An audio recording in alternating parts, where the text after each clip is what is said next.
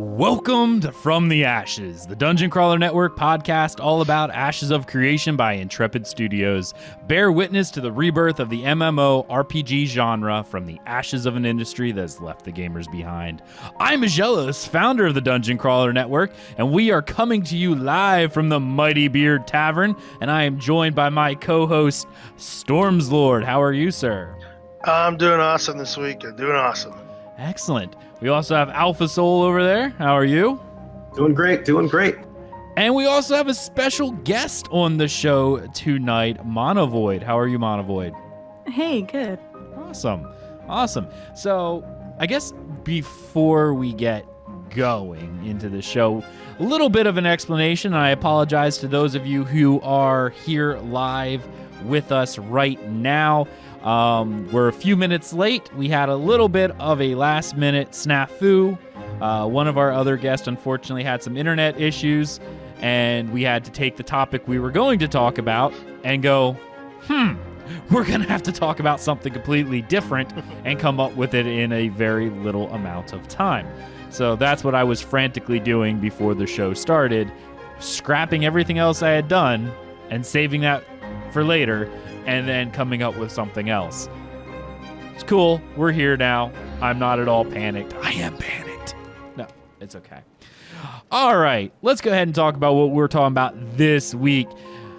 If you've been living under a rock, and actually I shouldn't even say that because it was kind of hard to see. It was hidden, sort of. But they have released the NDA on Alpha Zero finally. So we'll actually be able to talk about Alpha Zero tonight, okay? So that's what we're going to be talking about, which is fun because both Stormzlord and myself, we were Alpha Zeroites, Alpha Zeroians, something like that. What do you want to say? It was fun. It was. It definitely was fun. And then, of course, we have Alpha Soul and Monovoid over there to be jealous while we talk about it. So, fun times. Yep. Yeah. All right. But before we jump into the show, we all obviously have to give a shout out to our awesome Patreon supporters. We got Spectral Spire, our very first executive producer on the show now. Johan.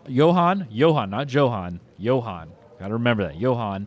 And I'm going to try to pronounce this, but I really apologize. This is a new person. Michalis. I'm sorry if I'm wrong. I didn't have a phonic. But thank you so much for supporting us over at patreon.com/Dungeon Crawler Network. That really does help us out. Lets us continue to keep the metaphorical torches lit and us bringing these shows to you each and every week. And also, in case people were unaware, anyone who is a patron supporter or a Twitch subscriber over at twitch.tv/Dungeon Crawler Network also gets access to all of our podcasts early. Generally at least 24 hours early, sometimes much more. A lot of the people watching the show live now will know that the show, or I shouldn't say people watching the live show now live, because if they're watching it live, they've already seen it. But we record on Thursdays, and if you missed it live, it's generally available to our patrons and our Twitch subs pretty much the same night, as long as I don't fall asleep. It all depends. I don't know. I'm kind of awake, sort of. Maybe. Yeah. All right. Anyway, so yeah, check that out. Really appreciate it. You guys are awesome. And also, hello, chat room. Thank you so much for coming out on this Thursday evening. You guys are fantastic. Thank you. All right, guys, let's go ahead and jump right on in to what we're talking about. And that's the discussion of Alpha Zero. Yeah, even before we begin, I'd just like to say that you guys didn't leak anything, whether or not you liked it or not. Nothing. I got nothing. Well, good. We kept the NDA then. That works. I know. It was hard because I really wanted to talk about it. And it was. All right. I guess we should probably... I don't know. I don't know how best to start this because I know we could talk about what most people have seen was a lot of the very early stuff that they showed in some of the very early live streams, okay? And I feel like that was sort of indicative of what Alpha Zero was, and yet not really. Most of the time, people only got that, wow, the combat looks really, really slow, or whatever the case may be. Let's kind of play on that a little bit first. Storms, the combat of Alpha Zero, which was pretty much a tab target system, did you find it to be bad? I didn't find it to be bad. I didn't find it to be exciting. Right. Okay. It was, you know. But then again, I knew it was Alpha. I knew what an Alpha was. I've been plenty of, over the decades, what that is. But so I knew, like, I wasn't that excited about it. But I knew better was coming. Okay. See, to be 100% honest, and I know I'll probably get a little bit of hate from some people, especially some people even in our own guild. Looking at you, Emmerich. No, we have a lot of people who are very interested in the action combat, which is fine. I actually like tab myself. I prefer it. And I actually like the Alpha Zero tab system. I thought it actually felt really, really good, especially so early on. And I will say, I was watching a video earlier today about action and tab target. The tab target within Alpha Zero, I think, actually ran smoother than the action combat of Alpha 1. With more things happening on the screen, too. More people were actually in the server. There were hundreds of NPCs. And it actually ran incredibly smooth. Now, the buildings were a little lax in a lot of but cases. you had less of the other stuff in the server, right? So when you start bringing it all together, I can see that. Yeah. Alpha Soul or Monovoid? Since you guys weren't in that, is there anything in particular that you saw from the live streams of Alpha Zero that you would like to, throw at either Stormzlord or myself that we can clarify? Yeah. Monster combat, actually. How was fighting against monsters? What did that feel like? I'm actually pretty surprised that that you were saying that that the combat between Alpha Zero and Alpha 1, that actually Alpha Zero felt smoother than the action combat, because the action combat that I've experienced so far feels pretty smooth. So if it's comparable to me, that's a good sign. No, and I definitely agree, but I'm looking at it like the Alpha 1 combat was incredibly buttery smooth when it was less than like 30 people.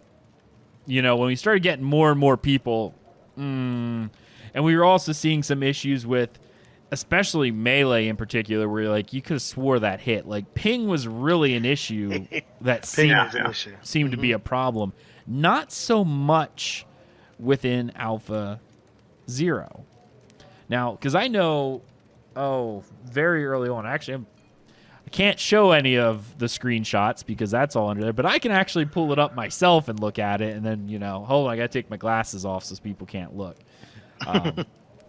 We were actually running in a couple groups of people very, very early on. It was actually really cool to see. We had like a group of like 5 or 6 of us running around, killing monsters and whatnot. And the skill bar felt good. I think the problem that I had the most issue with was focus skills. Did you ever get any of the focus skills to work correctly? Time out. What are focus skills? It's just so. Excuse me. Let me get a drink of water here real quick. All right, so focus skills were kind of like that third energy resource that you were able to build up, almost not unlike Ultimate in ESO. I'm trying to think of another game that had like ultimate skills. I got it to work, but it was a very slow build. Like Final Fantasy. Slow build. Yeah, I was gonna say Final Fantasy 14, the Limit Breakers. Yeah. Okay. All right. Yeah. Yes. Are you sure? I want to say yes and no, because the limit break in Final Fantasy 14 was definitely something where it was a group effort. Now, I didn't play when they added personal limit breaks, so I don't know at that point. Final Fantasy 11, it was more akin to when you were building up TP in order to do those combo attack kind of things. That made sense. I could feel it that way. It was, honestly, ESO is probably the closest example that I've had to an ultimate type ability build-up. I never seem to be able to get them to work correctly. So, but that was, it was interesting to see, because with an Alpha Zero, they did have the node system set up and working to a somewhat lesser extent. Like, you'd be able to quest, gain experience, and the node would appear. It would level up. Events would actually trigger. Like, I'm sure we've seen the video of the Hungerer. Anyone remember the Hungerer? That giant... Is it the giant thing that kind of looks like a Cthulhu, a fat Cthulhu? Yes. Yep, that's it. A land Cthulhu, maybe? A land Cthulhu. Yes, but that's it. Okay. Yeah, there's sort of, that ugly looking thing. Because you could actually attack it a couple places. You could actually attack it within its den, which was pretty neat to actually do. And also attack it when it was spawned, when a node actually leveled up. But I think the combat felt reactive. There was a slight delay. Like, when I think of tab target, the game that is the be-all, end-all for me is World of Warcraft when it comes to tab target. It is, you hit an ability, and it's there. You know? It registers right away. It feels smooth. It was not that good, unfortunately. It was somewhere between that and Rift. Better than Rift, not as good as WoW. Right. Okay, that's positive then. Yeah. But the thing that really did amaze me was the amount of things, like the server stability that we had, the responsiveness that we had to the combat with the amount of people who were on. Now, Alpha Zero was obviously much smaller, kind of more reminiscent of the very first stress test of Alpha 1. So, I don't know, a couple hundred people. But it felt like we were all on the server at the same time. We were all playing together. We saw people running around. I remember fighting people when they turned the PvP on in the city. That was interesting. They had leveling up to level 10 in there. It actually felt like an MMORPG. Got it. Really did. Versus where we're currently looking at now. It doesn't feel like it with Alpha 1. And chat room, of course, if you have any questions at all, I see all you guys out there. If you have any questions for us about Alpha 1, please feel free to post them in the chat. Storms, let's give your impression. Just give me the whole synopsis of what you liked, what you didn't. So most of what I got into was not combat. I did get into some combat. Most of it was the early on alpha with regards to the open world, just wandering around, right, trying to find stuff, running into things. You couldn't fight, but you could try and fight the mobs, but get lost, right? But it was a lot of fun. I thought it was an interesting combat what I was able to get into. The world itself, again, understanding where an alpha was, I'm like, okay, I can see where this is going. I wasn't under-impressed. I wasn't over-impressed, except with possibly regard to the graphics, but I'm still, you've been through enough software to know this is early on. We're just testing. We're not nowhere near where we're going to need to be, nor should we expect it to be. So to me, it was as expected. What do you mean by the graphics? So comparatively to what I've seen, even in betas and early access out there now, and other ones I've been in the past, the graphics were a better quality than what I've seen before. Are you comparing this to other games or Alpha 1?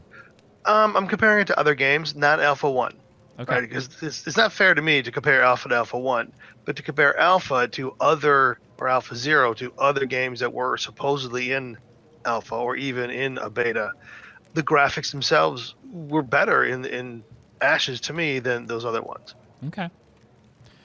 I know they had the quest system in place, which I'll talk about here in a little bit, but I see Nautilus in chat. Water mechanics, are they in yet? As someone who intends on spending most of his time in-game on a boat, sailing around, exploring both open waters, and seeing how far I can get inland with a small dinghy, just curious if they've gotten that figured out yet. As of Alpha 1 or Alpha 0, no. You could go in the water, but they didn't even have swimming mechanics in, especially one of the very first tests. You just kind of walked under the water. It was visual only, albeit the water graphics for that were beautiful. We've seen a lot of that. I'm actually trying to go through some of my screenshots right now of there we go, of the water. Let's see. Wrong picture. I had to pull up the other one. Yeah, I see actually water right now. I'm staring down from on top of a mountain. It was beautiful. Elam 85, but A0 had a way different purpose than A1. Oh, we're not talking purpose versus what was there. We agree. Alpha Zero was different. A1 is literally just to test the action combat of it. But let me just see as I zoom in on your glasses real quick. It was different because the world was very large. Not saying that the Alpha Zero map is really large as well, but because of the battle royale mechanics of the storm and whatnot, you didn't actually get a real opportunity to really explore it before the storm moves in and kills you, or some player runs up and stabs you in the head. A0, there was a lot of time where you were able to run around and explore. And honestly, I love the armor mechanics, or the armor, way more than I did in A1, because they have that elven crap on, and it's ugly and awful. But like, I'm sitting here staring at myself wearing a piece of heavy armor that was I think it's the Kalar human heavy armor, and it's gorgeous. I love it. It's probably it's so cool. As well as I think I have a video as well of me playing. I think I tried out the Ranger class at that point. So I have like leathers on, and the mail looked good. Like, the Alpha Zero armors were way cooler, in my opinion, than the A1 ones are now. So. Gotcha. Yeah. But again, A0, when I saw the A0 armor and weapons, it was more akin to what I thought it was going to be before they went all super weird high fantasy like. So. Tell us what you really mean. Sorry. Well, I mean, yeah. I see our Garl got in chat. I thought scaling was a little off between your character and the surrounding world, like when you're walking inside of a house. Are you referring to A1 or A0? I'm a little confused. Truthfulness, A1 kind of sounds like they built a demo, a fork off the main game for a very specific test. Oh, it is. It definitely is. Absolutely it is. Absolutely it is. But they had a lot of the models that we saw in the game very early on, like my favorite, the Fangler. Oh my goodness, the Fangler was interesting. Like, they actually have the model. It hides underground. I know one thing that we talked about was nameplates. They had nameplates in place, so it was very easy to see them. But the other experience I had was because they had the leveling progression of 1 to 10, which was cool because you could actually level up and assign points in a skill tree and everything of that nature. That was cool to see, but there was not really a way to differentiate power with characters. What do you mean? Say it again. Okay. You could see a Fangler in the distance and you not know what its power level is until you attack it. There were times I was shooting Fanglers. That was cool. I'm killing them. It was a happy day. And then I hit one of them, and it pretty much one-shots me. Oh, yeah.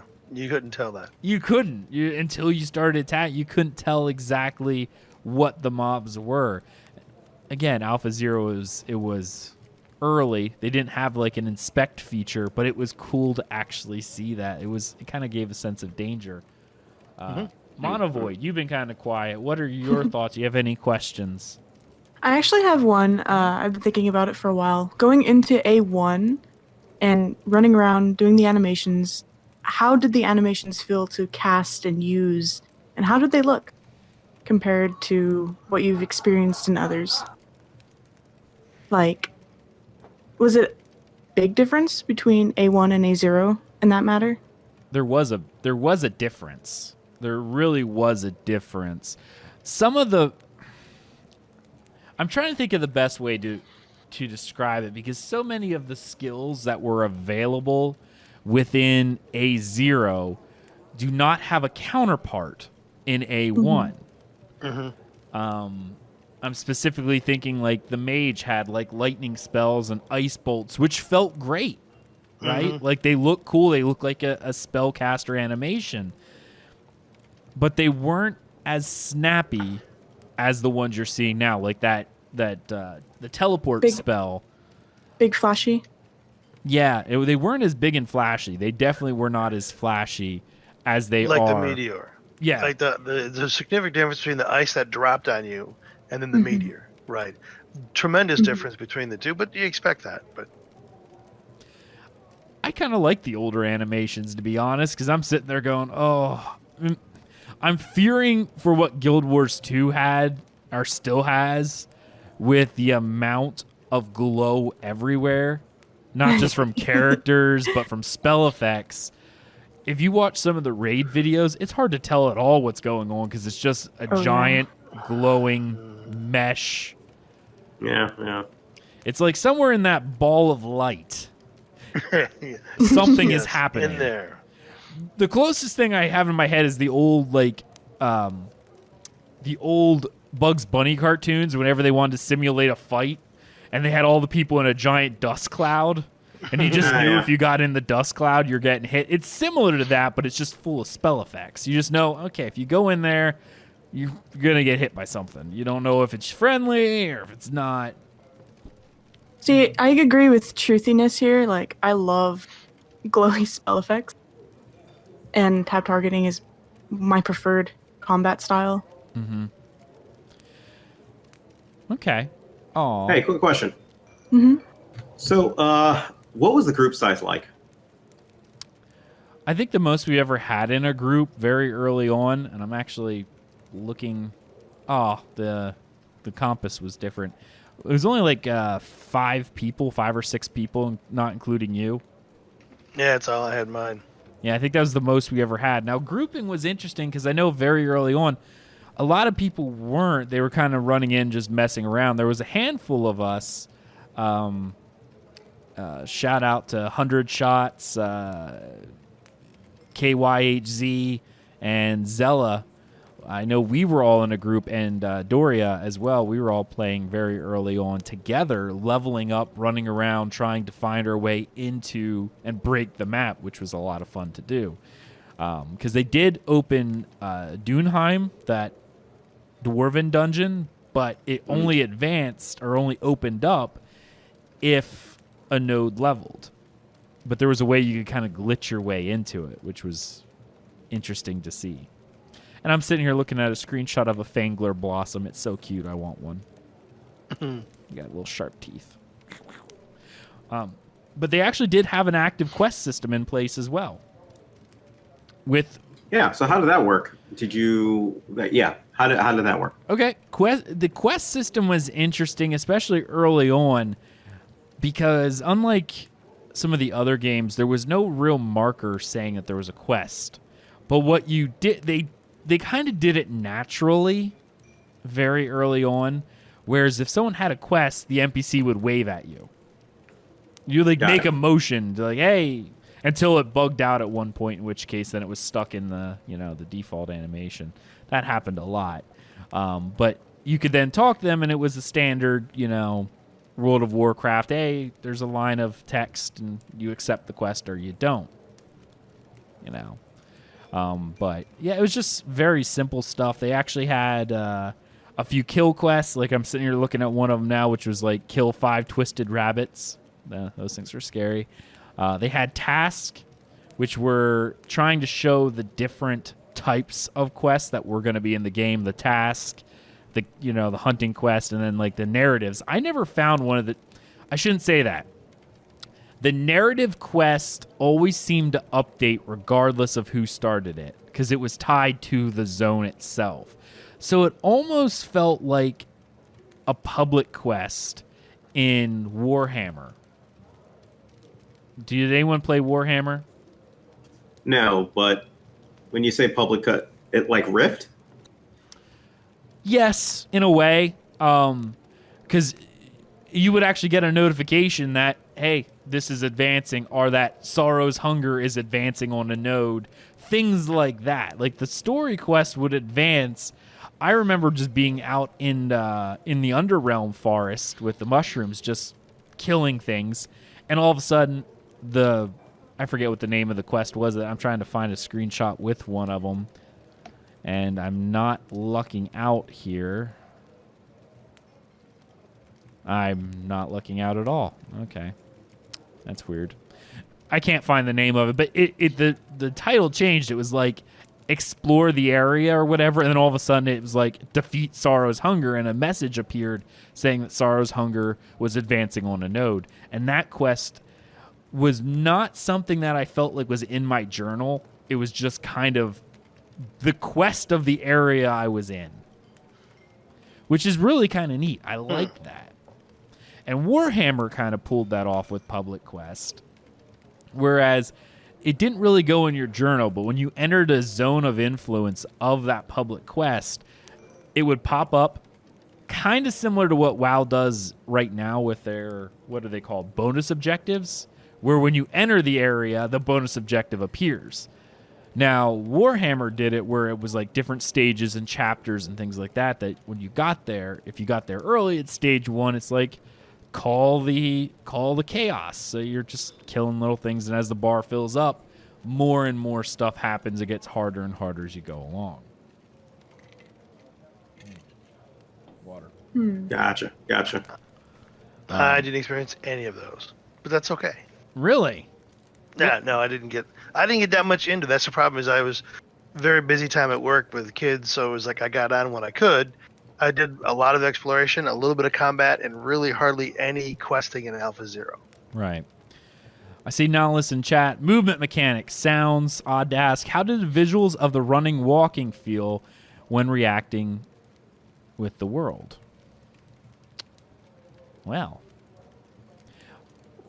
Storms, give us your opinion on like just walking. I thought they were good. I mean, comparative to what I'm doing myself and what I've seen in others, I'm doing really good, right? Even better now in Alpha 1, but I thought I was impressed with it, actually. It was looked something I was trying to emulate. There you go. I'm actually the walking animations felt pretty good. Especially in Alpha 1 or Alpha 0. The biggest problem that I see, and I'm actually watching a video of it right now, that's what I was trying to set up while I made him go first, is that there seemed to be a little bit of a disconnect with your character. Looked like it was almost floating a little bit, but the animations actually felt really good overall. Like I'm watching my guy run. He actually looks like he's running. The other thing that was cool is they had a full UI going on. The old UI, but they actually had the inventory system in place, you know, your bags and whatnot. No way to delete items or sell them when I was first playing it, but you know they had unlimited space at that point. See, I thought the animations looked really good. I'm watching some of the animations right now on my Ranger, like the fire arrow or whatever it is. It's a flaming arrow, but the spell effect wasn't too terrible. And I laid a trap. That spell effect looked pretty good. Water's gorgeous. Sun rays are gorgeous. I love the world of Alpha Zero because it felt like an MMO. You had a paper doll that you could see your character stats, which is also where we sort of looked at and went, unless they change something completely, they actually have a block parry within the paper doll. That's a passive skill. So it's a raw percentage to dodge or block, or not dodge, but block. I'm trying to find where in the video it was that I pulled up the thing, but I am not having any luck with it right now. Yeah, no.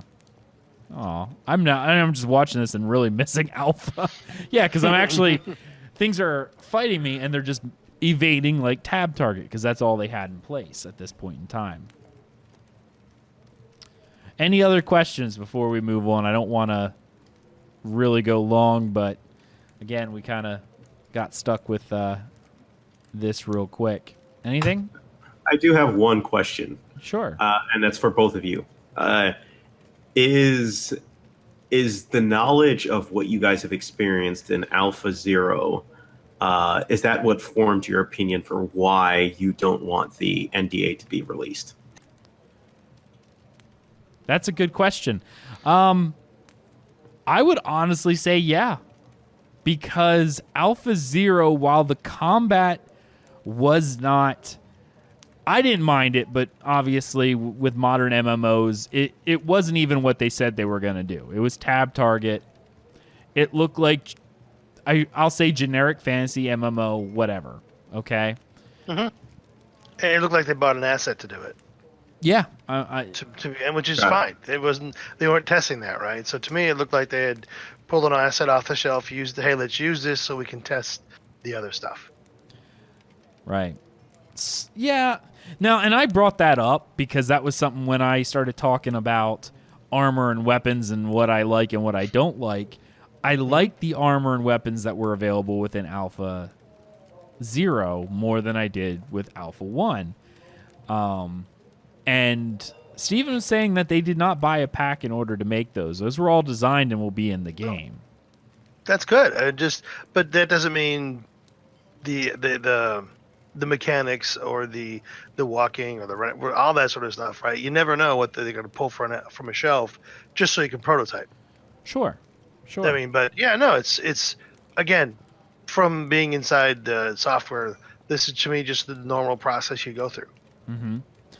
The one thing I did note, to get back to your question before I continue, because I found something else I wanted to talk about here, and Truthfulness has a question, and so does Nihilus, so I'll talk about those in a second.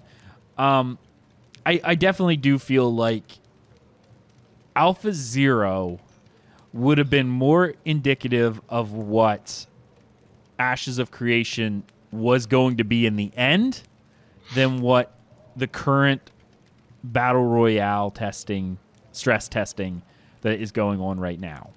Gotcha. I think I probably wouldn't have put up as much of a resistance if they wanted to drop the NDA for A0 than I do for A1. Obviously, A1 has a little bit more of a modern gamer appeal because the combat is more visceral than what A0 was, but A0 felt more like a living world than what A1 does currently. And I actually think A1 all the way up to Phase 2 when it's persistent. So all the phases of Alpha 1, the Battle Royale mode, the Castle Siege, and the Horde mode, are all going to be instance lobbies. Mm-hmm. Whereas A0 was a world that you could mess around with. I also liked... Right. Go ahead. Well, no, it's just, I mean, again, they're taking the time while they're doing this and testing this and doing these different types of PvP so they can get that, and they don't need to have that persistence in a battle royale, right? That's going to be outside of that. You're going to jump into it, do it, and then jump back out. Mm-hmm. It's that time now that they're doing this, they're testing this. You've got a whole other set of teams working on the other stuff, right? Sure. So here's the time you can work on this other stuff until they're going to get ready to go into their alpha. Mm-hmm. It's really interesting the way they're going to pull it off, to me anyways. Sure. And Truthfulness said, sounds like the Node area quest had things in common with the Final Fantasy XIV Fate system. Yeah, sort of. But I want to say yes because it was sort of like the style, but Fates kind of felt disconnected from the world. They just kind of spawned, and all of a sudden there they were. This was persistent. Like when you entered, you had that quest. And it could sit like that for a while. Like the explore the area or something like that. That's what the quest was. So, yeah.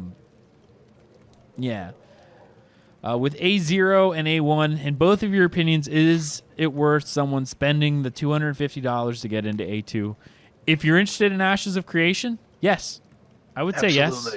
Absolutely. Because by A2, it'll be persistent, and they'll have all the classes available to play. Maybe not the subsystem, the spec system that they have, but all the classes will be available to test. I shouldn't use the word play. Play is a bad thing to say, especially with testing. Let's not talk play. You'll be able to test it, you'll be able to experience it, and it'll have both the action and the tab married together. So, yeah, I would say at that point, yeah. If you're interested in the game and want to help support Intrepid Studios and test Yeah, A2 would be a time to jump into it. And test. That's And the test. word, right? And test. And test. Mhm. Knife Party. Exactly what I was saying, Storm. They are showing the community the combat. Pretty good stuff while actually working on the bulk. I agree. They're definitely doing the focus testing with that. They're trying. As of right now, I really think it's just working on netcode because it's not even functional testing or a targeted testing from a testing point of view. Meaning, normally in some alphas, they'll want you to test a very specific thing. They'll go, hey, we're testing, I don't know, armor drops today. So everyone's going to get ported to this area. You can now hammer around at something. Let's mix things together. Oh, we're going to test this node mechanic. So everyone kind of flood into this area. Or we want to test the 40 to 50 experience. So everyone will get a pre-leveled character and jump into this area. You know what I mean? Yeah. They're just not there yet. No, they're definitely not there yet. Did you So- Oh, go ahead. Sorry. So for A2, they're going back to more MMO traditional roots. Yes. Awesome. Yeah, by A2 it'll be a persistent world. You'll have your character class in place.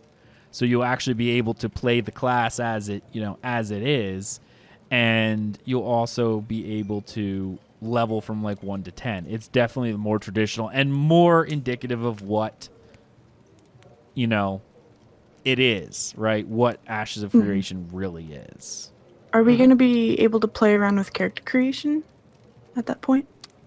By then it should be, right? I think I they really said hope they so. want to start getting it, but I don't know if it'll be ready by A2. At least not all of it. Because I don't even think all the races are going to be represented by A2, if I remember correctly. Hold on. I'm so itching to want to see their test plan. Right?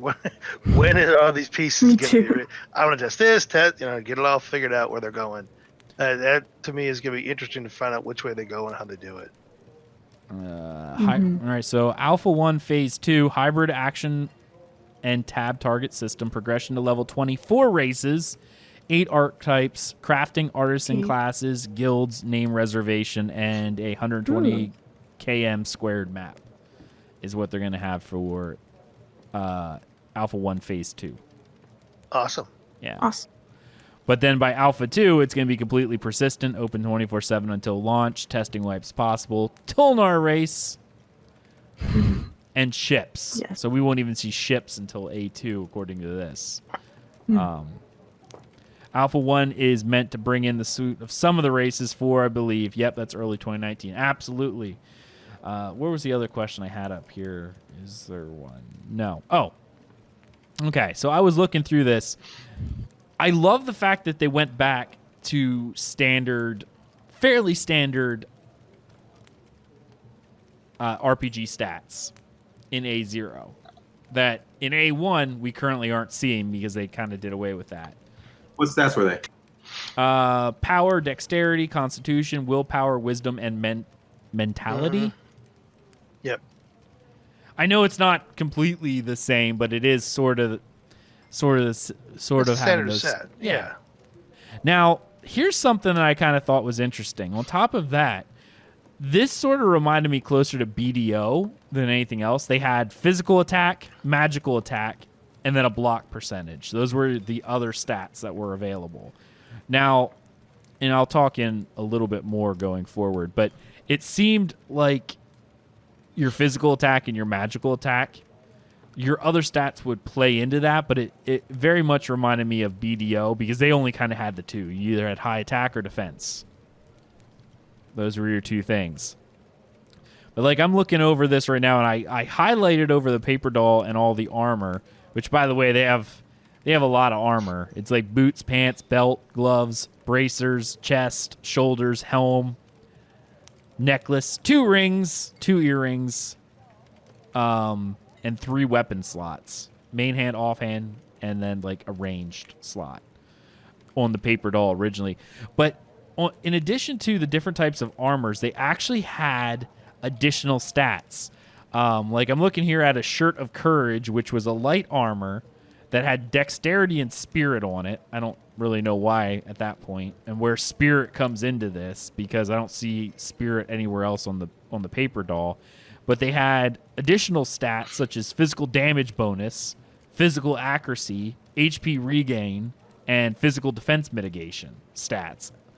Those were the physical stats. Then they had magical stats of MP regain and magical defense mitigation. So each piece of armor, depending on what it was you were wearing, whether it was light, medium, heavy, actually varied the stats you could wear and what it was affecting. But you weren't actually locked in to any one thing. Like, I'm looking at, what was I playing right now? I was playing a ranger, and while I had light armor on, I could put heavy armor on, chain on. I had a one-hand and a sword. I had a two-handed axe. I had the orb. I had a book, and I had a bow. You could use any of them, which I thought was really neat. We're going back to the days of the tank mage. Yeah. Yeah. I think you'll definitely be able to see a tank mage. And I'm looking at my screenshots again of the beautiful heavy armor that actually looked good before the weird, super high fantasy crap came into play. Anyway, all right, off of that. All right, I think that's going to probably be the end of our Alpha Zero discussion if anyone else didn't have anything else. And I see BDO had great gameplay, but the pay-to-win and no true PvE endgame sucked. Fair. I can see that. All right, let's go ahead and move into the next thing, which is a community spotlight. I talked about doing this last week. We actually did one, and I'm going to try to pull something up here if I can. Let me see here. This week, I want to spotlight Antics of Creation by VoxoV.